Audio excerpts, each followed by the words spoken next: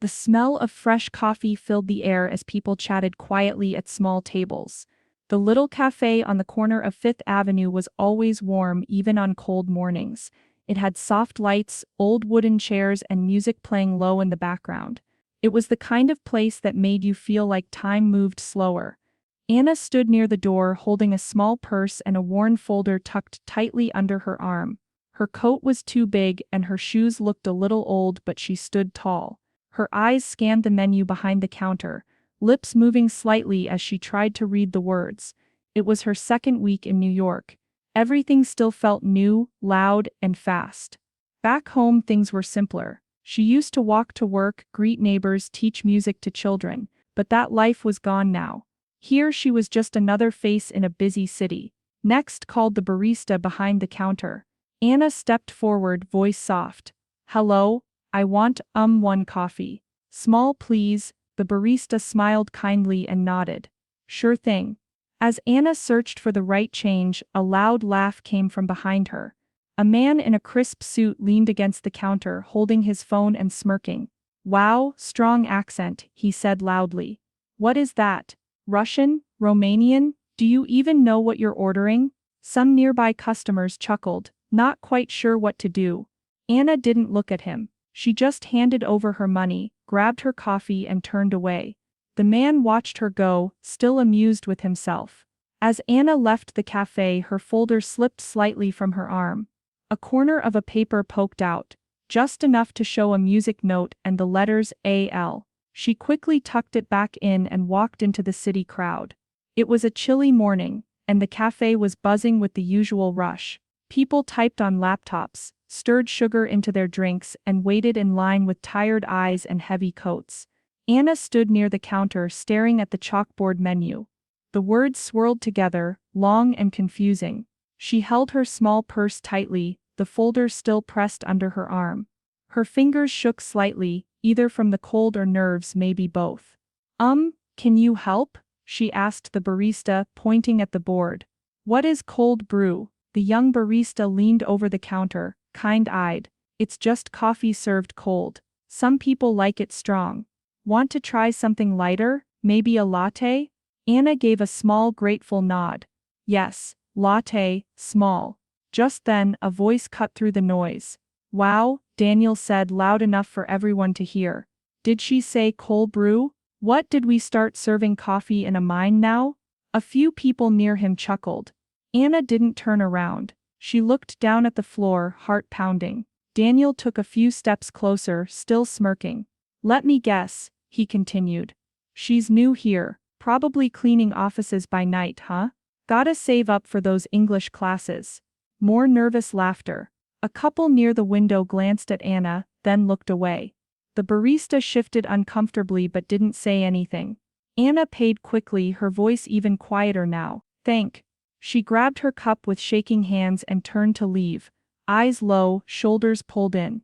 As she pushed the door open, the folder under her arm slipped. A few papers peeked out. One showed a clean black logo, a treble clef with the letters AL curled inside it. No one noticed, except Daniel, who raised an eyebrow but said nothing. Anna shoved the paper back into place, held the folder tighter, and disappeared into the busy street. The cafe door closed behind her, the soft bell giving one final chime as if to say goodbye. 2 days later, the cafe was calmer. Rain tapped softly against the windows, and the smell of cinnamon muffins filled the air. Anna sat at a corner table, her coffee half finished, her eyes drawn to the wall near the door. A bright orange flyer was pinned there. The bold letters read, "City Voices Talent Night. This Saturday. Open mic, singers, poets, musicians, all welcome." Below it, a photo of the hosts. Daniel's smiling face was right in the center, microphone in hand. A small caption read, "Hosted by Daniel Grant and friends. Real talent, real fun." He stood near the counter now, laughing with a friend, saying loud enough for others to hear, "It's gonna be packed. We've got actual singers this time, not just people who sing in the shower." Anna stared at the flyer a little longer than she meant to.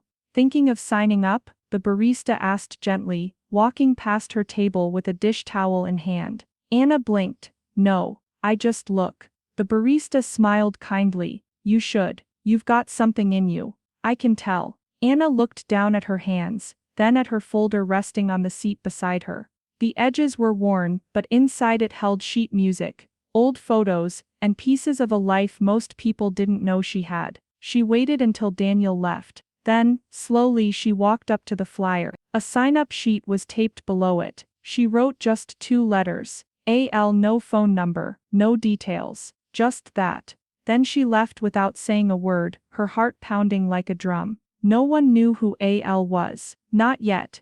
The small community center was packed. Folding chairs lined every corner of the room, and people stood along the back walls, buzzing with excitement. A string of fairy lights hung above the stage, casting a soft glow on the wooden floor. At the center of it all stood Daniel, microphone in hand, dressed in a fitted black blazer and white sneakers. He grinned wide, soaking up the laughter after one of his jokes. Okay, he said, pacing the stage. Next up we've got someone called, AL. No clue who that is, but let's hope it's not another karaoke fail. I can only handle so many versions of Let It Go.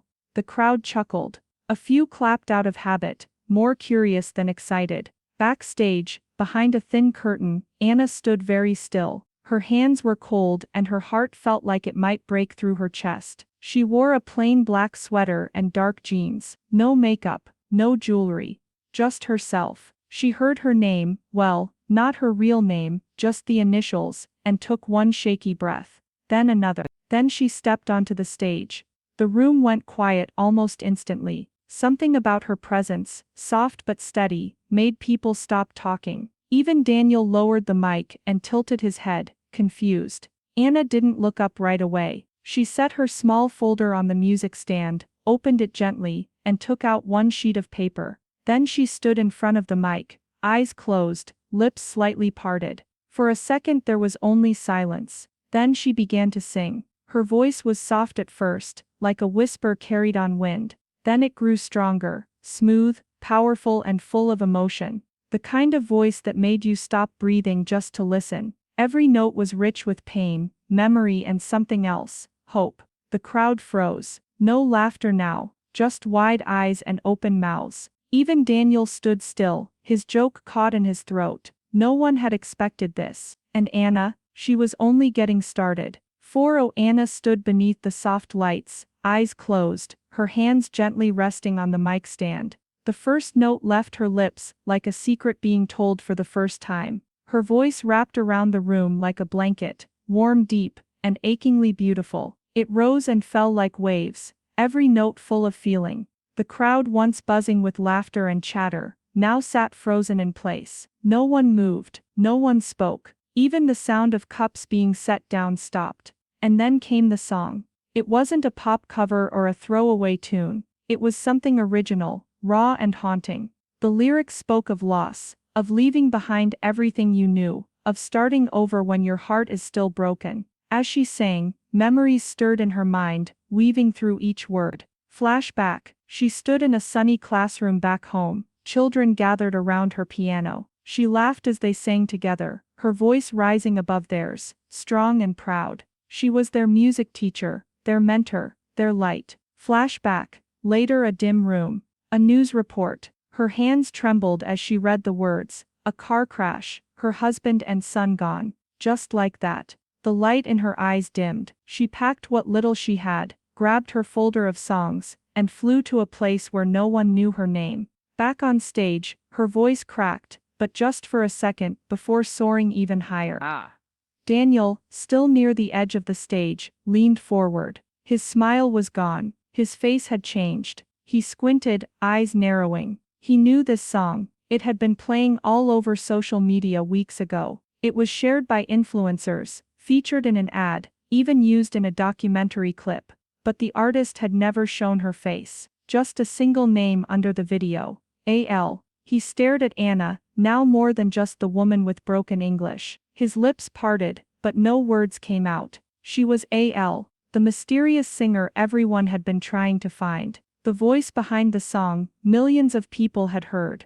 The one Daniel himself had complimented online, saying, "Whoever this is, she's going places." The crowd still sat in stunned silence as the last note faded. Anna opened her eyes. For a second there was nothing but stillness. Then one person stood, clapped once, twice, then more joined in. Within seconds, the room erupted in applause. Cheers, whistles, people on their feet. Some had tears in their eyes. The air buzzed with energy. Anna didn't smile right away. She simply gave a small bow, her eyes soft, humble. She hadn't come to prove anything. She had only come to sing, but in doing so, she changed everything. The applause thundered through the room, rising like a wave. People stood to their feet, clapping until their hands turned red. Some shouted her name, well, the only name they knew. A.L. Anna stepped back from the mic, her folder held gently in her arms. She gave another small bow, her eyes shimmering, not from pride, but from quiet relief. For once she had let her voice speak louder than her fears. A man in a gray sweater pushed through the crowd, clapping along with the others. It was the cafe owner. He reached the stage, smiling wide. That was unbelievable, he said. Are you really A.L., the one from the videos? Anna nodded softly. Listen, he continued. I know someone running the city showcase next month. I can get you a spot. They'd love to hear you, need to hear you. Anna looked at him, surprised but grateful. Thank you, she said, her voice still calm. Just then, Daniel walked toward the stage, slower than before. His face had lost all its earlier smugness. He looked nervous, unsure what to say. He rubbed the back of his neck. I didn't know, you are incredible. I shouldn't have said what I said back at the cafe. I thought. Anna looked at him gently, her eyes kind but steady. It's okay, she said, her voice quiet but clear. Now you do. Daniel opened his mouth to speak again, but no words came. Anna turned and stepped off the stage, walking through the crowd with quiet grace. People moved aside, some reaching out to shake her hand, others just watching with awe. She didn't need to say anything else. She had already said everything, with her song. That night, something changed, not just for Anna, but for everyone who watched her. People realized that the way someone speaks doesn't define what they're capable of. Behind broken English, there can be beauty, strength, and a voice the world needs to hear. Talent doesn't need perfect grammar, and heart doesn't come with an accent. As Anna stepped out into the cool night air, the city lights glowing around her, she held her folder close, this time, not hiding it. The words on the front were now clear. A.L. Music Studio. She smiled and walked forward. Was